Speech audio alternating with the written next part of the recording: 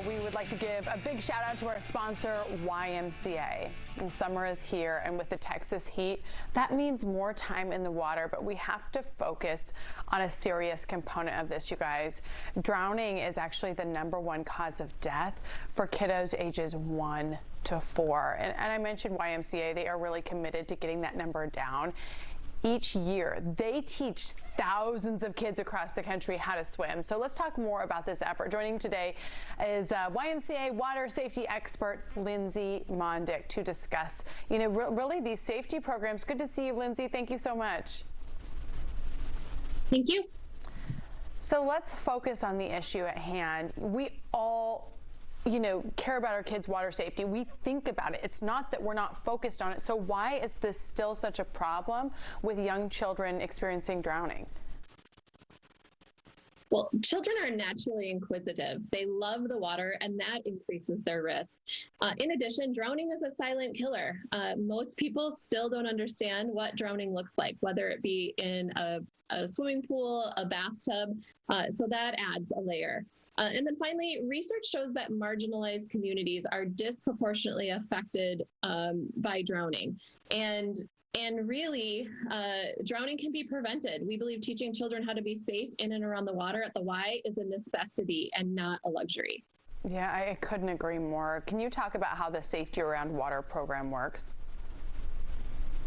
Yeah, the program was developed to really teach children basic water safety and water competency skills. So if they were to find themselves accidentally in the water, they had the skills to know what to do to get them to safety.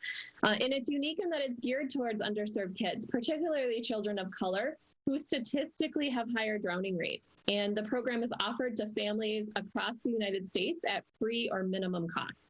Yeah, you mentioned children of color, being at a higher risk. What other risk factors are there that influence the potential for drowning?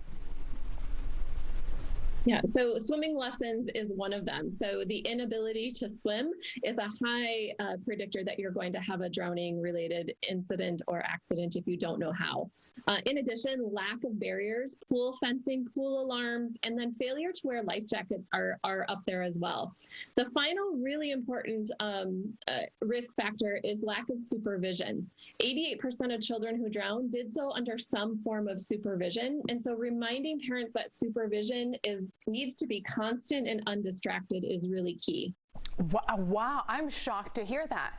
You imagine that it's just sort of kids going out and the parents aren't out there, but is it a parent being or a guardian being just distracted or chatting and then it happens quietly?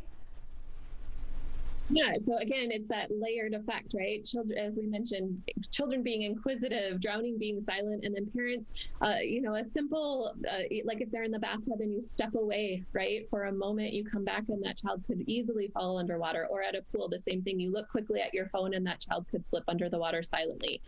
So really important that supervision is constant and needs to be priority. What's the biggest message to parents whose children cannot swim right now?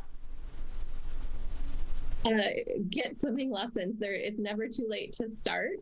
The YMCA, the local YMCA, is offering an open house tomorrow, Saturday, from 11 a.m. to 1 p.m. at 13 locations. You can sign up at ymcadallas.org. Opportunity for families to visit, get a free swim assessment, see where your child lies in that continuum, and learn more about swim programs.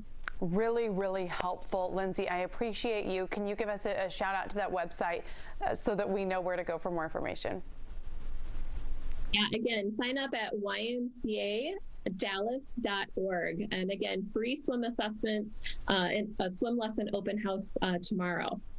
I appreciate you. Thank you so much for the efforts just to get the word out and to continually educate us and to remind parents what we need to know when it comes to swim safety. I appreciate you, Lindsay. Thank you. And our thanks again to YMCA for sponsoring today.